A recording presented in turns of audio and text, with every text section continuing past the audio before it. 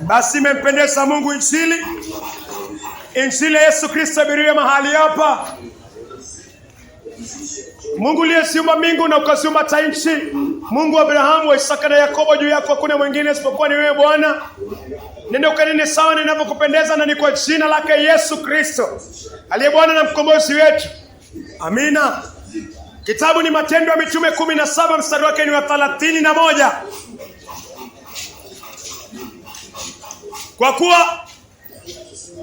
Kwa kuwa ameweka siku ambayo atahukumu ulimwengu kwa haki, akimtumia mtu aliyemchagua.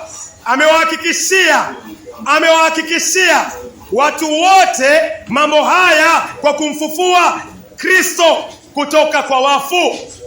Kuna hii sikukuu ambayo inaitwa Easter. Hii inaitwa Pasaka. Inaashiria kufufuka kwa Yesu Kristo. Mungu anasema Pasaka haiashirii tu kufa, kuzikwa na kufuka kwa Yesu Kristo. Kuna chengine Mungu anataka uone.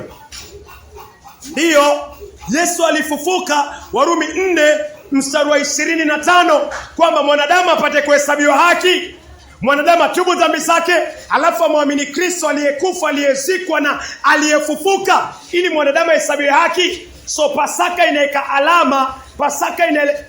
alama kufufuka kwa Yesu Kristo. Mwanadamu atubu dhambi ili ahesabiwe haki. Hiyo ni alama ya kwanza. Alama ya kwanza ya Pasaka, Warumi 4:25, ambaye alitolewa kwa ajili ya makosa yetu, akafufuliwa ili tupate kuhesabiwa haki. Yesu alifufuliwa ili mwanadamu atubu dhambi zake, aachane nazo, alafu amwamini Yesu Kristo aliyefufuliwa, ahesabiwe haki. Hiyo ni alama ya kwanza ya Pasaka. Alama ya pili ya Pasaka nani? Alama ya pili ya Pasaka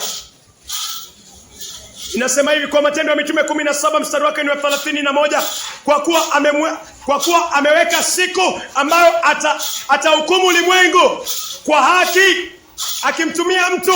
Mungu atamtumia mtu, akimtumia mtu aliyemchagua. Mungu amechagua mtu kwa mamlaka yake, kwa nguvu zake akamchagua. Amewahakikishia watu wote mambo haya kwa kumfufua Kristo kutoka kwa wafu. Pasaka inaeka alama nini? Pasaka inaeka alama kwamba Kristo ndio yule ambaye Mungu amemchagua na atatuhukumu.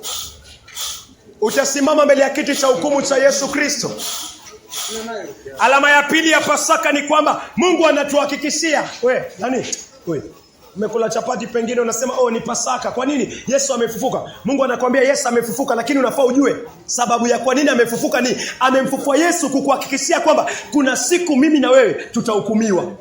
So Pasaka ina maana nani? Unaposherekea Pasaka, sherekea na hofu. Ya kwanza ni kwamba tutubu dhambi, tumwamini Yesu, tuhesabiwe haki kwa kufufuka kwake. Yesu afufuke kwa moyo uliokufa wa mwenye dhambi, moyo uliopata toba wa mwenye dhambi. Yesu afufuke hapo. Alafu Mungu anakuambia usikumbuke tu hivyo peke yake Pasaka. Anakuambia sababu ya pili ya kukumbuka Pasaka ni kwamba Mungu amemfufua Yesu, akikukumbusha kwamba yeye ndiye aliyemchagua Yesu atakuhukumu. Unaishi vipi wewe? Saa zingine unatoka kanisani, uko na mwanao. Angalia, wewe Mungu hapendi hiyo tabia. Uko kanisani hujaolewa na unalala na mwanaume. Tena ni bwana wenyewe. Imekuwa hivi kwa mitandao. Kuna mwanamke amekaa, mwanamke anaitwa Claire nafikiri. Amekaa na mwanaume wa wenyewe kwa miaka 8. Miaka 8 analala naye, anazini. Alafu akachomwa na acid. Alafu sasa jamani, si vizuri. Mungu hapendi usherati. Unachokipanda ndicho utakachokivuna. Mbegu unayoipanda kwa miaka 8 ya usherati, anaivuna vizuri. Mungu hadhihakiwi. Wagalatia 6 mstari wake ni wa 7. Anachopanda mwanadamu ndicho atakachokivuna. Akipanda kwa usherati, atavuna kwa usherati. Utavuna acid kwa uso wako. Na wewe mwingine uko gerezani. Kwa nini? Uko na mke, unamwacha mke wako, Unalala na mwingine miaka 8, unatarajia iwe nini? Unatarajia ufe, alafu pelekwe mbinguni, uambiwe nenda mbinguni. Mungu anasema hashiriki dhambi, haipendi dhambi.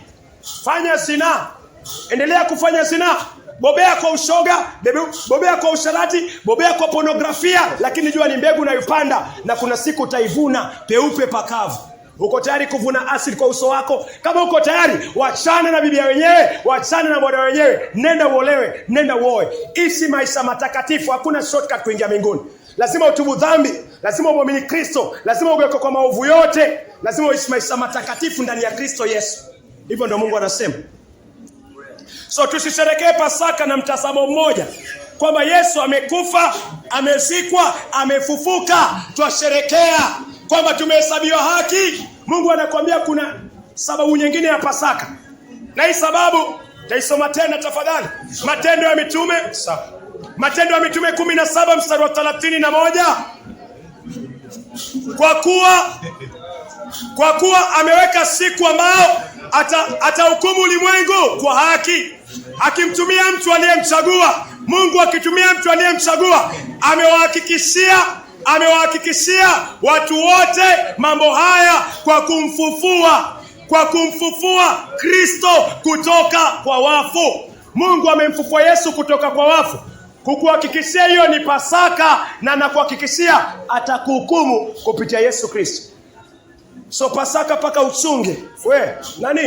Pasaka paka uchunge. Kuna wengine wamechukuana, wameenda kuzini, wengine wanafikiria venye watatoa mimba, wengine wanalewa katika Pasaka. Unasema tuko huru mbali na dhambi. Yesu uko huru mbali na dhambi, lakini utahukumiwa. Utahukumiwa kwa hiyo dhambi unayoitenda. Mungu hapendi dhambi na hakuna shortcut ya kuingia mbinguni. Haijalishi unatoka dini gani. Paradiso tunayojua kwa maandiko matakatifu ni lazima uishi maisha matakatifu. Lazima utubu dhambi. Lazima kwa uwezo wa Mungu utangaze kwa moyo wako venye Mungu alitangaza nuru na kamtupa shetani na malaika zake. Lazima kuwe na hiyo ndani ya moyo wako. Lakini usiishi maisha machafu fikiria utakufa uende mbinguni. Mungu si mchafu. Uliona wapi Mungu wa kizini? Uliona wapi Mungu wa kiba? Uliona wapi Mungu wa kila Mungu kamera pombe chang'aa? Ni wapi umeona? Mungu akifuta bangi haujaona? Na kiwa ndani yako kwa uwezo wa Kristo Yesu, kupitia kazi ya Kristo Yesu, utakuwa huru dhidi ya haya machafu. So usilale na mwanamke wenyewe hapa utarejea utaingia mbinguni. Hakuna mbingu kama hiyo. Hakuna mbingu kama hiyo. Malaika wote ni watakatifu, wanaishi maisha masafi. Shetani alikuwa kichwa, alikuwa na kiburi. Na sasa yuko wapi? Yuko hapa duniani. Kwa nini? Dhambi. Nini nakufanya uishi maisha machafu hapa alafu utarajia utakufa? Wachungaji waje usomewe swala alafu upelekwe paradiso? Haiwezekani. Unachopanda ndicho utakachokivuna. Mungu anataka toba. Kiangalia kitabu cha Mathayo 4 mstari wake ni wa 17. Mathayo 4 mstari wa Mathayo 4:17. Tangu wakati huo Yesu alianza kuhubiri akisema, tubuni kwa maana ufalme wa mbinguni umekaribia. Yesu akianza kuhubiri injili alihubiri injili ya toba. Leo watu wamejaa makanisani, si vibaya kwenda kanisani, lakini watu wamejaa makanisani na masikio yanawawasha. Hawataki kusikia, hawataki dhambi zao zitajwe. Utaki dhambi zako zitajwe. Dhambi ikitajwa, Jumapili nyingine watafuta kanisa lingine. Utabadilisha makanisa, lakini kuingia mbinguni position na standard ni ile ile. Lazima utubu dhambi. Yesu alihubiri hivyo. Mathayo 4 mstari wa 17. Yesu hakukwambia njoo uchukue maji. Yesu hakuwa na sarakasi nani? Yesu hakupeana vitambara, hakupeana hiva. Yesu alihubiri. Si vibaya vitambara vikiponya kwa bure, ni sawa. Si vibaya mtu akitumia maji kwa bure, ni sawa. Imani yako mahali iko ni sawa. Lakini kuna kitu ambacho inafaa uelewe. Yesu alihubiri injili ya toba na akaambia watu, akawahakikishia kwamba kama watatubu dhambi zao wataingia jehanamu. Mungu anataka toba. Ukiongea ukweli, ukienda kanisani, ni ujumbe gani unataka kukutana nao? Unapata mwanamke analala na wanaume zaidi ya 3, huo ni umalaya. Huyo ni malaya. Kwa kitabu cha Mungu, ukilala nje tu, mimi nimeoa, nikilala na mwanamke kama huyu, ni 2 tayari, mimi ni malaya. Waisraeli wameolewa kwa mume mmoja ambaye Mungu anatumia kama mafumbo. Mungu amemuoa Israeli kama mafumbo. Israeli akianza kuabudu mungu mwingine, Mungu anamuita Ho. Anaita Ho. Ho ni malaya. Mwanamke na mwanamume ni wawili peke yake, na wawili wanakuwa kitu kimoja. So unapotoka kwa ndoa yako ulale na wengine, wewe ni malaya. So makanisa yanafuga malaya wengi sana. Mimi nilikuwa malaya kabla niokoke, kabla Yesu aingie ndani ya moyo wangu nilikuwa malaya, nilikuwa nalala na wanawake tofauti tofauti. Lakini Yesu alipoingia ndani ya moyo wangu, hiyo tabia siipendi na siitaki, na kwa uwezo wa Mungu na nguvu zake hautanipata huko. Ona lala na wanga. Shida ni unajiona mzuri, ukijiangalia kwa kioo kinakudanganya, unajipanguza nani? Wewe unajipanguza, unajiona mzuri. Kama unalala na wanaume, mwanamume zaidi ya wawili, wewe ni malaya. Ndio maana malaya alikuwa haraka kuokoka, malaya kwa haraka kubadilika zaidi ya watu ambao wako kanisani lakini wamepoteza lengo na madhumuni ya kuwa katika kanisa. Kwa kanisani ni vyema wagonjwa wote, makaba wote, wachafu wote waende kanisani, wapate tiba, wakutane na damu ya Yesu Kristo, waoshwe, watakaswe, wafanye viumbe vipya, alafu waishi maisha masafi. Kanisani ni mahali walevi wanaalikwa. Lakini usiishi miaka 3, miaka 4 uko kanisani lakini bado uko kwa ulevi, haubadiliki. Hiyo si purpose ya kanisa. Kanisa ni mwili wa Yesu Kristo. Wagonjwa wa dhambi waende, watibiwe, wapate toba, wapate ondoleo la dhambi, waoshwe, waishi maisha matakatifu. Hiyo ndio kanisa. Ukienda Coast General kama uko na malaria, wewe unatarajia nini? Ukienda Pande uko na malaria, unatarajia nini? Uko mjamzito miezi 9, labor pain imeanza, unaenda hospitali, unatarajia nini? Unatarajia upate kupona, mtoto atolewe salama kwa uwezo wa Mungu, alafu upone. Ukija kanisani unakuja kama mgonjwa. Unakuja kama mgonjwa wa dhambi. Una matumaini kwamba utakutana na Yesu Kristo akubadilishe na ubadilike. Kama ulikuwa mlevi, kwa uwezo wa Mungu, Mungu akugeuze, upate toba, upate nguvu. Wewe sasa uishi tena maisha ya ulevi, uko huru mbali na ulevi. Na hata utengwe na dhambi ya Adamu, uzaliwe mara ya pili kwa Injili, kwa neema kupitia imani. Yesu hakuishi maisha machafu. Yesu aliacha foot. Licha kwa Yesu alienda mbinguni, lakini aliacha foot steps. Mahali ambao Wakristo wanafaa wakanyagie. Mahali ambao kanisa linafaa likanyagie. Waraka wa kwanza wa Yohana inasema hivyo.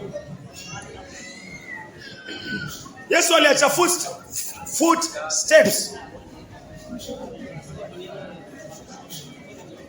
Waraka wa kwanza wa Yohana 2 mstari wake ni wa 6. Yeyote anayesema anakaa ndani yake hana budi kuenenda kama Yesu alivyoenenda. Ikiwa nasema nakaa ndani ya Yesu, basi naamua sina budi kuenenda. Kuenenda, si kuconfess. Si kusema tu nimeokoka, Yesu ni Bwana. Mungu anasema hiyo ni amina. Na pia lazima uenende. Lazima uenende venye Yesu alienenda. Kuingia mbinguni si confession peke yake. Hiyo ni half.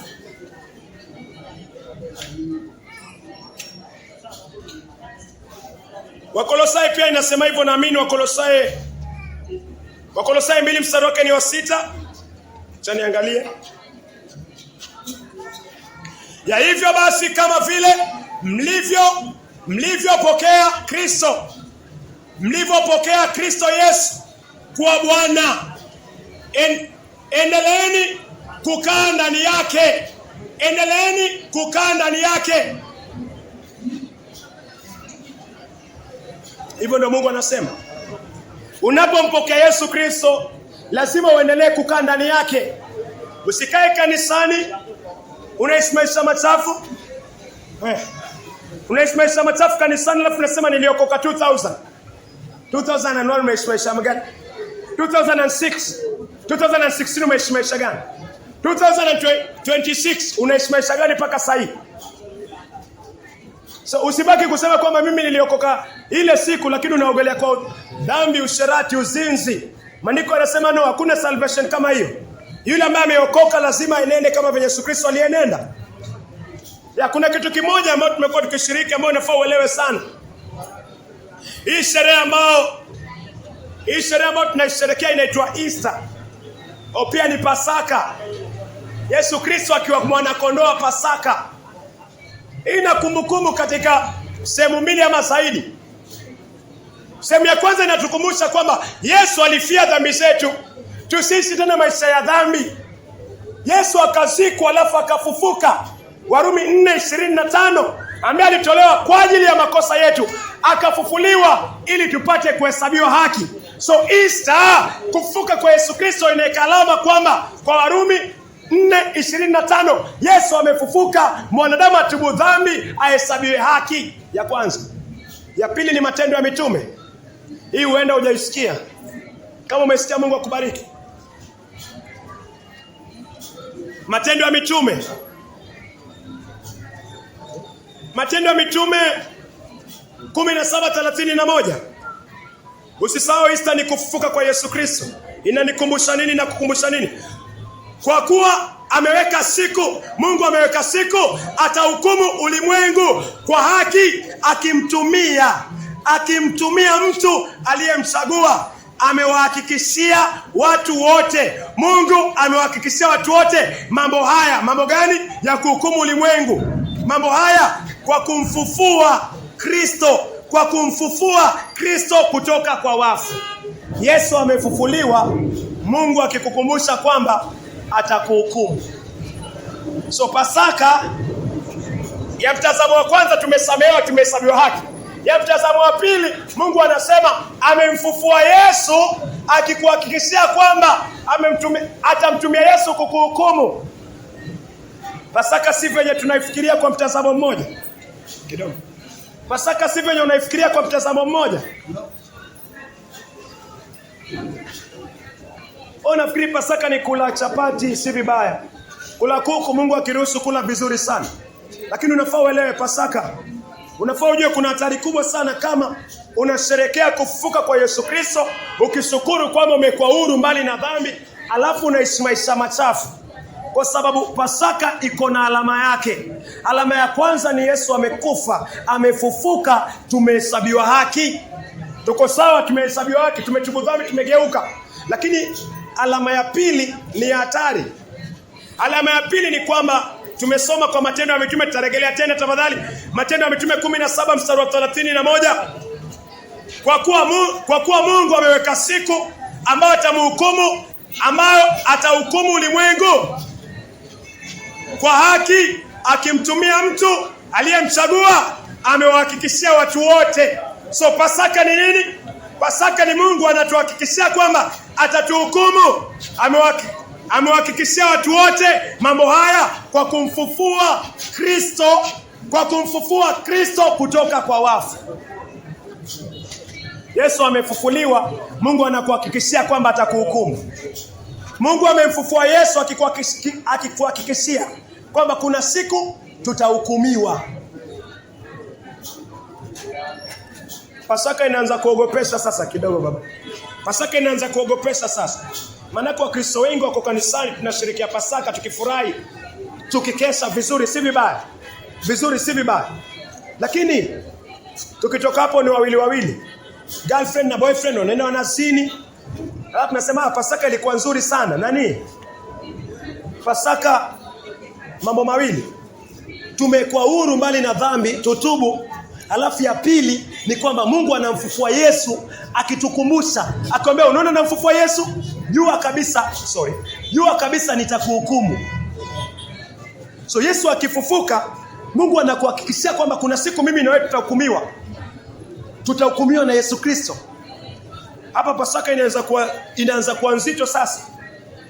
Tukisherehekea Yesu amefufuka, sawa kabisa, inakubalika duniani, mbinguni na kwa maandiko. Lakini Mungu anasema pia, kumbuka hii pia, nimemfufua Yesu, na hiyo ni Pasaka. Hiyo ni Pasaka, kufufuka kwa Yesu. Alafu anasema nimemfufua nikikuhakikishia kwamba nitakuhukumu. So nisherekee nimekuwa huru mbali na dhambi kwa kutubu na kuishi maisha masafi, nikijua wazi pia kuna namba 2 ya Pasaka kwamba nasherekea nikijua wazi nitahukumiwa. So nisherekee katika hofu, nisherekee katika utakatifu. Wakorintho wa pili.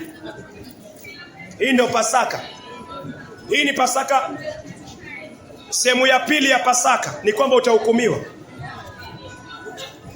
Wakorintho, mimi pia vile vile. Wakorintho wa pili 5 mstari wa 10.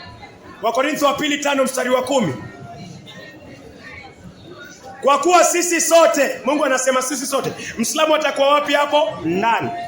Kwa kuwa sisi sote tutasimama mbele ya kiti cha hukumu cha Kristo, ili kila mmoja wetu apate kulipwa kwa ajili ya yale ambayo ameyatenda katika mwili wake, yakiwa mema au yakiwa mabaya. Mungu anasema Pasaka ni amemfufua Yesu Kristo kukuhakikishia na kunihakikishia kwamba kuna siku ameichagua atakuhukumu.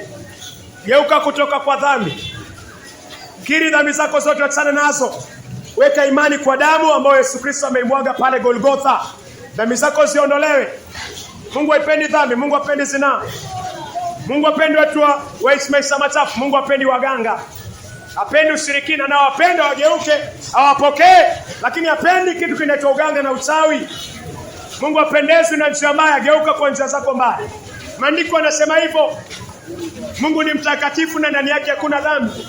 Amemtoa Yesu Kristo.